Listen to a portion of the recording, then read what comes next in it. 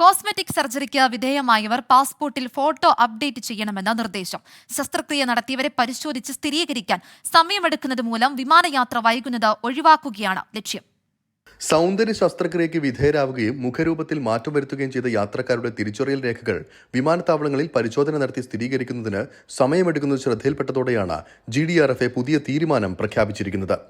Passport ലഭിച്ചതിനു ശേഷം മൂക്ക്, കവിൾ, താടി എന്നിവയുടെ ആകൃതിയിലുള്ള അടിസ്ഥാന മാറ്റങ്ങൾ വരുത്തുന്നവർ അതനുസരിച്ച് രേഖകളിലും മാറ്റം വരുത്തണം എന്നാണ് നിർദ്ദേശം.